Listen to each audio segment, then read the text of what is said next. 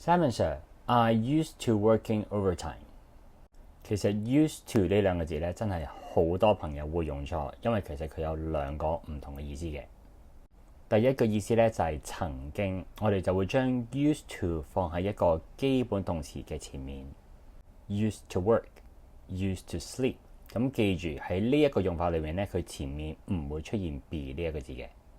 I used to work till 11 p.m. every night. I used to sleep early. I used to go bowling every week.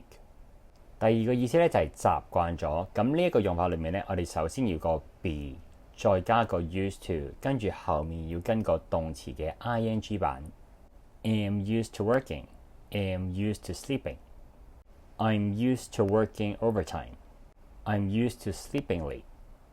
I'm not used to waking up early. 如果我哋想表達適應咧，我哋可以將個 be 變成 get， 即係 get 加 used to 再加動詞嘅 ing 版。Get used to talking. Get used to eating.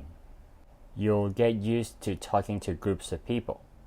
I got used to having dinner after 10 p.m. years ago.